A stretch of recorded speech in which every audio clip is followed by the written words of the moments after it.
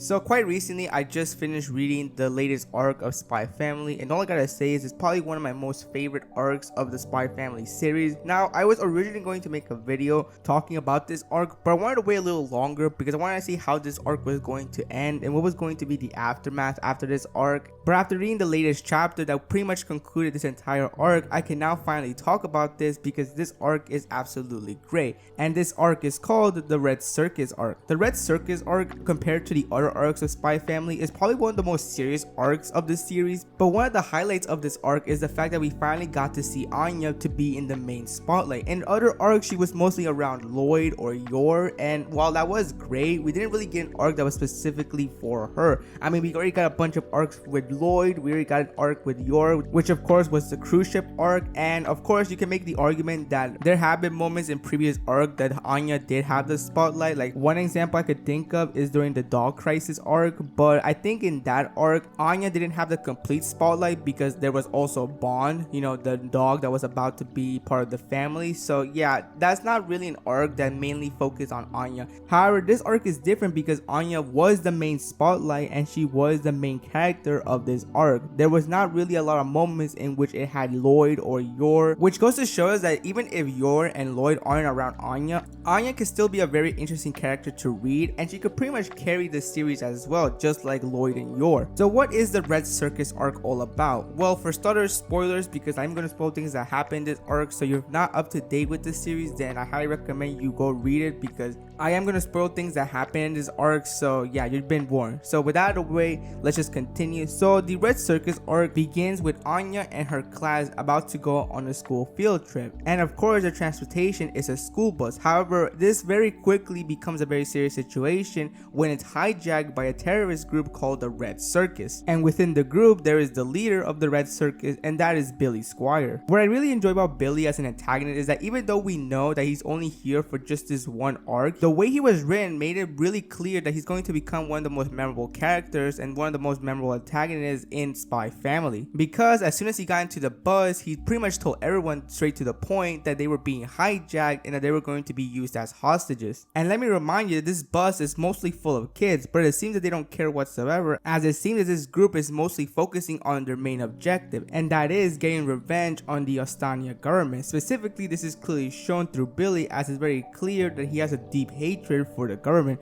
But before we go into as to why that is, let's talk about more about Billy as an antagonist. Like I mentioned earlier, Billy was clearly written in order to become one of the most memorable antagonists in Spy Family, and this is due to his cold demeanor and how in control he is of the entire situation. For example, some of the kids in the school bus start to tell Billy that their families are not going to be happy with this and that he won't get away with it. Billy is very quick to shut these ideas down, as he states that the kids are not empowered, they're not the ones with influence, that's all on their parents, and the only reason why they're able to say that is because of the privilege they had for their entire lives, and how despite having privileges, they're still very ungrateful people who still want more power and more influence. Clearly this is coming from someone who has struggled their entire life, and it's very clear Billy did not have a perfect life. And it also sheds some light as to how some people in Ostania view the people who have power and money. And in terms of how he was able to control the entire situation, this group is very well prepared on how to deal with people who don't comply, and this was greatly shown when Anya was causing trouble during this whole hijacking. So they decided to plant a bomb around her neck to spread fear, to show that whoever doesn't comply gets that kind of treatment. However, we will soon later find out that due to Anya being able to read their minds, that these bombs are fake. So it kind of creates these kind of funny moments as well, that Anya seems to be really relaxed about the whole situation, and we know why. But for the people who are in this whole situation who can't read minds, they probably think that Anya is just this very either brave person or the most insane person ever. And let's briefly talk about Anya and how she did a really good job in this arc. Despite the situation they were in, Anya was trying to find a solution in order to make sure that they are able to get rescued. One example I can think of is finding out where they were heading in order to make a plan as to how to get rescued. But surprisingly, there were also other characters as well that also shined in this arc,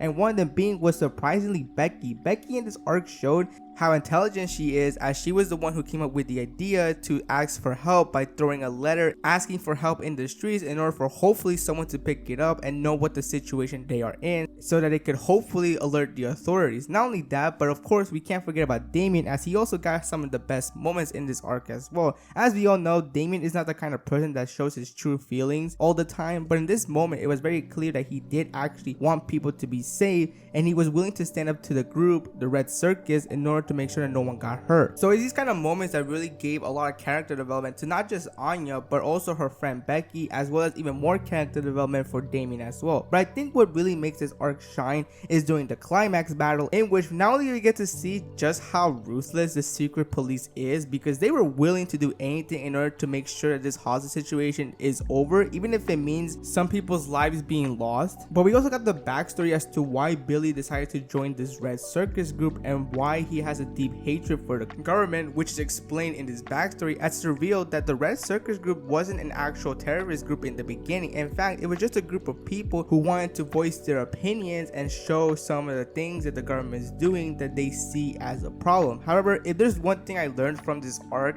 is the fact that it seems that Ostania either doesn't have or doesn't really like freedom of speech, because members of this group would either get arrested or beaten up just for simply voicing their opinions against the government. And one of the members of the Red Circus group was Billy's own daughter, Biddy Squire, a person who, no matter what happened, no matter how many times the group was either beaten up or arrested, she was willing to voice her opinions against the government because she felt that was the right thing to do, as she felt that if she stayed silent, then nothing really was going to change within the country. No matter how many times Billy told her not to join this group and not to join any of the protests that they were involved in, her daughter stood her ground, saying that no matter what, she is going to do something in order to change this country. Unfortunately, despite her efforts of wanting to change this country, she was actually murdered by the secret police. And after that, it's pretty understandable as to why Billy has this hatred and despises the Ostania government and decided to join this Red Circus group, because according to him, this is something that he needs to do in order to avenge her daughter and get revenge on the people who killed her. And this right here is an example as to how to write a well-written sympathetic antagonist, as even though we know that what he's doing is completely wrong, you could understand why he's doing this, as for him, this is his form of justice in order to avenge his daughter, as it clearly shows us how much his daughter meant to him. And I'm not trying to say that every antagonist in a series needs to be sympathetic. You could also write good villains that are irredeemable, like for example, one I could think of is Ayana Koji's dad from Clash of the Elite. That guy is completely ruthless and is somebody who you really don't have any sympathy for due to his ideals and his beliefs of the world. That's an example as to making a villain that isn't sympathetic whatsoever and is just simply pure evil. But like I said earlier, despite being sympathetic towards the guy, what he is doing is still completely wrong. And this leads me to the biggest highlight of this climax battle, and that is how Anya pretty much resolved this whole situation, as she's very quick to find out that there's actually a bomb that the group has, and one of them is going to use it if the secret police comes any closer to the bus. So at this point, Anya realizes that she needs to do something or else it'll be too late, and everyone in the bus is going to die if nobody does anything about it. However, if there's one thing that I really enjoy about Spy Family, is how even in the serious moments, they always find a way to make a funny moment, and this is an example as to that, as when Anya tries to confront the Red Circus group, she just goes there without any plan whatsoever, which is typical of Anya, to be honest. But once again, due to Anya's choice of words, of course this leads to the misunderstanding once again of her either being the bravest person in the world or the most insane person in the world. When Billy tries to threaten Anya once again with the bomb on her neck, she doesn't really care, and it's not because she's not afraid of it, it's mostly because, well, as you all know, she knows that the bomb is fake, but she's just playing along. But in these moments, she actually says things that actually remind Billy of her daughter, and that is that she tells him that she's not going to stay silent anymore. And this starts to really irritate Billy because he feels like this girl is making him lose his resolve, and in a desperate attempt to get away from this whole situation, he decides to take the bomb off her neck and tell Anya to leave. However, Anya refuses, and this is where Billy is shocked and asks Anya why she's doing all this just to protect other people. Why is she risking her own life just to protect the others? And very typical of Anya, Anya uses a line that she heard from Lloyd, and that is the famous "I want to make a world where kids don't need to cry."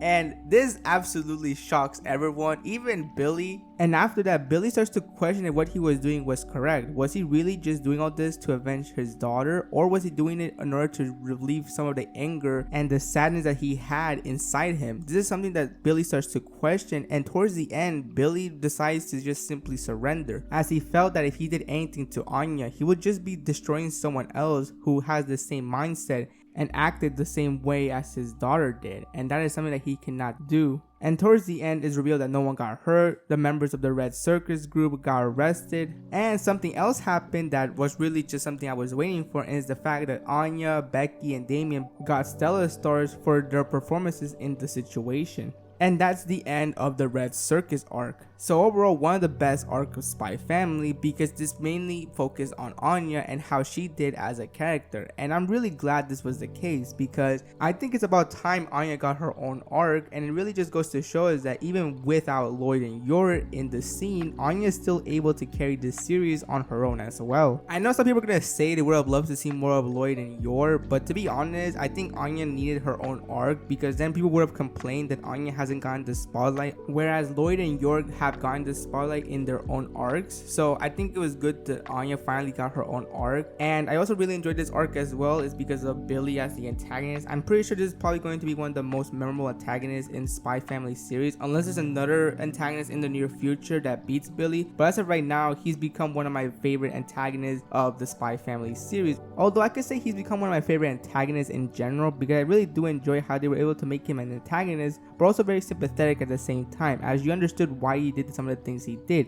And while of course I'm not saying that they were correct, and they were clearly things that you should not be doing whatsoever, based on the backstory and the information we got from just this one arc, I understood why he thought the way he thought and why he did certain actions, because he felt that that was the right thing to do. So yeah, overall great arc. I highly recommend it if you haven't read it, because this is a really good arc, and hopefully we get to see this animated in the anime very soon, but only time will tell. So yeah, that's pretty much the entire video. I hope you enjoyed it, and I'll see you next time.